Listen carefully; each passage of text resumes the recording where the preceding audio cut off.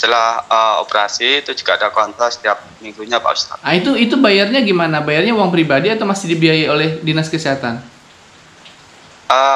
Masih itu SKPM itu berlaku selama 2 bulan Pak Ustadz. Oh, jadi ini begitu. masih berlangsung hampir 1 bulan, jadi masih berlaku sampai nanti 2 bulan itu Pak Ustadz. Jadi biaya operasi plus dengan biaya check up semuanya ditanggung oleh Dinas Kesehatan gitu ya? Iya betul, Dinas Sosial Pak. Oh, Dinas Sosial.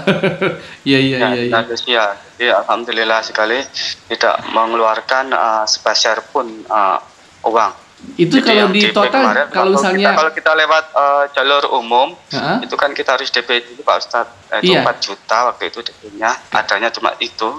Kalau sebenarnya lewat dari RSI itu minta 5 juta, tapi karena waktu itu adanya cuma 4 juta yang ada, akhirnya ya itu DP-nya, dan waktu kita pulang itu dikembalikan Pak Ustadz. Oke, kalau misalnya di total kalau misalnya kita bayar lewat umum, itu biaya operasi plus semua itu berapa sih totalnya? Ya kurang lebih mungkin 25 juta Pak Ustadz. Masya Allah. Mungkin bisa juga lebih karena operasinya aja itu 11 juta, kemudian belum kamarnya, belum obatnya, belum dokternya Pak Ustadz, kemudian juga kontrolnya plus obatnya juga, terus rawatnya rawat luka setiap 2 hari sekali itu. Alhamdulillah. Jadi rawat luka sendiri pun istri saya bisa, itu kalau nggak bisa itu 2 hari sekali itu harus panggil perawat atau bidan yang bisa membersihkan lukanya, itu sekitar 300.000 Pak Ustadz. Oke, istrinya tunanetra juga ya Mas ya? Enggak? Oh enggak, istri saya alhamdulillah orang Awas dan bekerja di sebuah apotek, salah satu apotek di Surabaya gitu Pak. Orang Awas itu apa sih maksudnya? Orang normal gitu ya? Iya, orang normal maksudnya Pak Ustadz.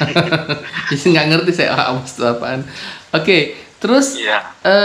Itu tadi dokter bilang memang itu penyakit bisul, murni penyakit bisul atau penyakit apa? Iya, bisul, cuma karena ada infeksi itu tadi Pak Ustadz. Oh begitu. Ada infeksi. Dan juga mungkin ada pengaruh gula. Kebetulan istri saya juga punya gula darah seperti itu Pak Ustadz. Diabetes gitu ya. Jadi itu pengaruh dari itu juga. Jadi akhirnya harus dioperasi seperti itu. Oke, nah saya ingin tahu nih, pertama sekali Mas Nur Hadi mendawamkan salawat sekitar tahun 2019 yang lalu. Setelah berapa lama kemudian pertama sekali merasakan keajaiban dari Allah? Boleh diceritain nggak keajaiban kecil apa yang dirasain gitu? Oh iya, keajaiban sebenarnya banyak sekali Pak Ustadz ya. Ya meskipun mungkin nggak besar dan nominalnya nggak besar ya. Jadi tiba-tiba itu ada orang datang terus ngasih uang gitu Pak Ustadz. Seumur-umur saya di sini itu nggak pernah dikasih uang. Itu orang siapa? Ya, orangnya dikenal? Orang pijet ya, kecuali orang pijet. Tapi itu tiba-tiba datang, kemudian langsung dikasih uang. Ini buat sampean, loh. Ini buat apa? Saya bilang gitu. Apa ini buat sampean, langsung pergi gitu Pak Ustadz. Bapak kenal dengan orang itu? Tidak kenal, karena dia pakai masker, jadi nggak tahu juga. Itu maksudnya orang pernah pijet atau cuma orang lewat atau gimana, saya nggak tahu Pak Ustadz. Bapak kan tunanetra, kok bisa tahu orang pakai masker atau tidak pakai masker? Emang bisa lihat ya? Waktu itu kebetulan istri saya ada di rumah. Kemudian dia langsung ngasih uang, langsung pergi. Terus saya lihat, ini berapa? 100.000. Loh, 100.000? Itu tadi Mas Yutan, dia keluar, istri saya keluar ngelihat. Dia sudah pakai masker, maksudnya sudah pakai naik motor pakai masker gitu. Oh begitu. Ya. Itu setelah berapa lama atau baru-baru awal mula mengamalkan salawat ya kejadian itu? Ya, awal-awal mendawamkan salawat Pak Ustadz. Nah setelah itu sering lagi kejadian-kejadian yang model begitu, sering nggak kejadian? Ya sering, misalkan kayak kita jalan-jalan di kota, misalkan kita belanja gitu ya baju dan sebagainya. Kita duduk-duduk. Terus kita pergi, kita lupa bawa barangnya itu tadi Pak Ustadz. Itu udah lama, udah hampir keluar dari parkiran loh. Barangnya mana? Waduh, ini pasti sudah hilang. Kami kembali lagi ke situ, ternyata masih ada di situ Pak. Padahal di kiri kanan itu orang banyak gitu loh. Pemilik tokonya jadi juga barang masih ada di situ gitu loh, masih utuh gitu loh. Oh, iya, Padahal iya. saya pernah belanja, kita ada ketinggalan 1 menit, kayak kalau nggak lama itu sudah nggak ada itu barangnya. Tapi alhamdulillah kemarin itu sudah lama kita sudah tempat parkiran, terus baru kita datang lagi masih ada gitu. Padahal kiri kanan sudah orang banyak gitu. Alhamdulillah kita, Masya ini Allah. berkahnya fadilahnya Mbak Sholawat gitu, Pak. Oke, Mas, boleh tahu nggak sekarang ini Mas bisa ngamalkan salawat satu hari berapaan sih?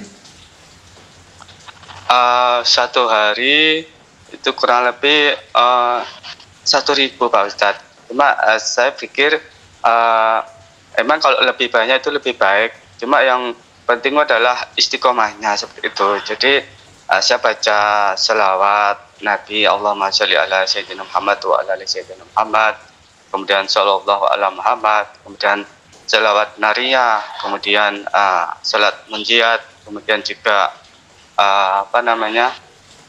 selawat nurijati. Ya nggak banyak, cuma insya Allah akan saya istiqomahkan seperti itu, karena saya pun kalau sambil memijat atau sambil nyantai itu kadang juga menawamkan gitu Pak Ustadz. Oke, tadi kan salawatnya campur-campur, maksudnya kalau nariyah berapa, soal Jibril berapa, soal ini berapa, atau memang total semua itu 1.000 atau bagaimana caranya?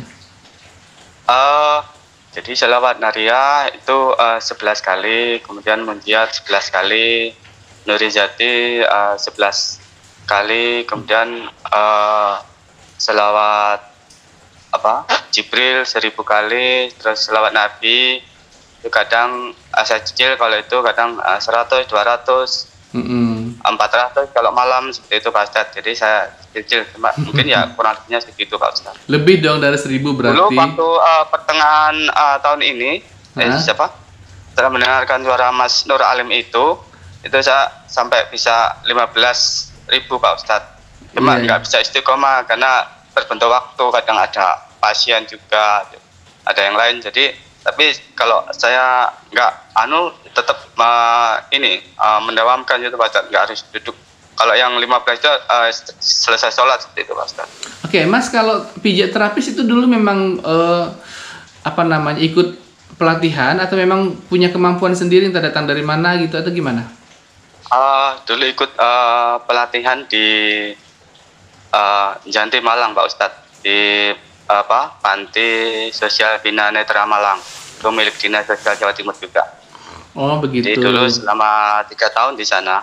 Jadi udah berapa lama punya profesi terapis seperti ini? Udah ada 10 tahun? Saya buka praktek di sini selama hampir kurang lebih 9 tahun ya Pak Ustadz, karena saya di sini 2012, saya lulus 2011. Oke. Penyakit-penyakit seperti apa yang biasa Mas tangani kalau untuk mengobati pijat terapis ini? Saya umum ya Ustadz. Jadi selain kita dekatkan massage dan refleksi Pak Ustadz. Jadi capek-capek, kemudian ya kalau ada keluhan mungkin kayak kekilir, kecedit,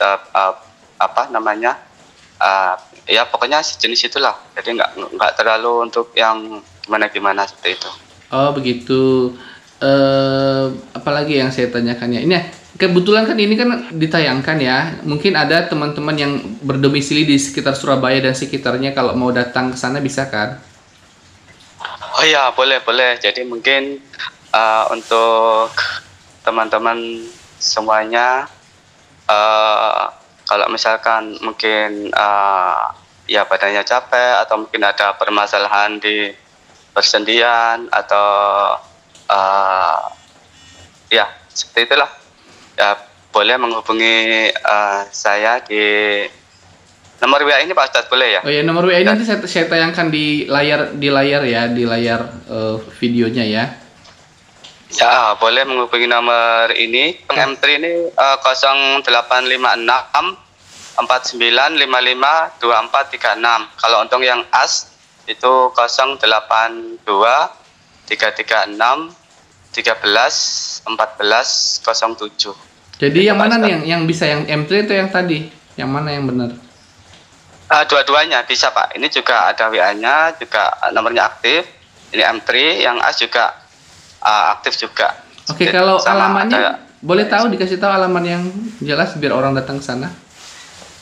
Oh ya, untuk alamat praktek saya itu di Jalan Golep 1, nomor 105, Gunung Sari, Surabaya.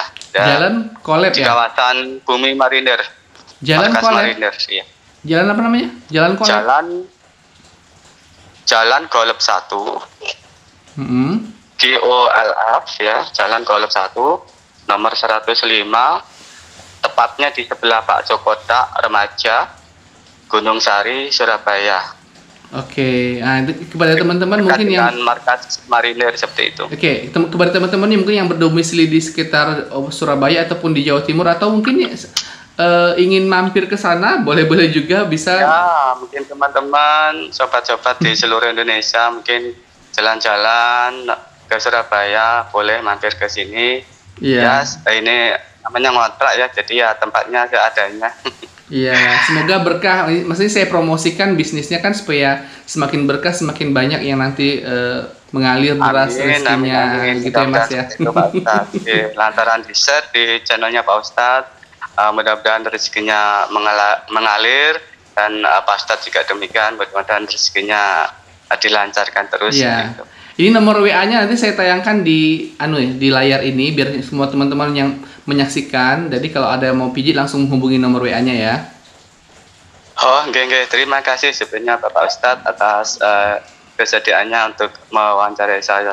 Iya, ada Mohon pesan-pesan maaf nggak? kalau ada kata-kata yang mungkin kurang berkenan, mohon dimaafkan. Gitu, Pak Iya, Ustadz. tolong ada pesan-pesan untuk teman-teman yang mendengarkan atau menyaksikan video ini. Oh ya, bagi teman-teman yang mendengarkan channelnya Pak Ustadz ini, jika mengamalkan amalan sholawat, itu harus tetap istiqomah, meskipun lebih banyak lebih baik, cuma kalau tidak bisa banyak, lebih baik secara istiqomah, meskipun nggak banyak, tapi istiqomah itu yang lebih bagus seperti itu, karena amalan kalau tidak istiqomah, itu tentunya ya kurang baik. Dan juga jangan putus asa kalau misalkan belum ada suatu keajaiban atau mungkin suatu menghadapi masalah belum terselesaikan, yakin bahwa pasti Allah nanti akan memberi jalan keluar yang terbaik. Di balik musibah pasti ada hikmah seperti itu, Pak. Oke, terima kasih Mas atas semuanya sudah bersedia di wawancara pagi ini.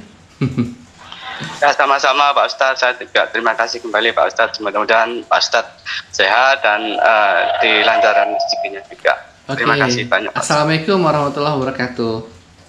Waalaikumsalam warahmatullahi wabarakatuh. Oke, itulah tadi wawancara saya dengan Mas Nurhadi, kalau tidak salah namanya tadi ya, seorang tunanetra yang berprofesi sebagai pemijat, tukang pijat terapis ya. Jadi teman-teman bisa nanti merasakan pijat terapis dia kalau datang ke alamat, silahkan hubungi nomor WA yang sudah saya berikan tadi. Dan kepada teman-teman yang mempunyai kisah-kisah keajaiban salawat, bisa langsung kirimkan testimoninya ke WhatsApp dengan nomor 0812 7716294, ke nomor 0812 7716294. Insya Allah saya akan menayangkannya. Sampai jumpa pada video-video saya yang berikutnya. Assalamualaikum warahmatullahi wabarakatuh.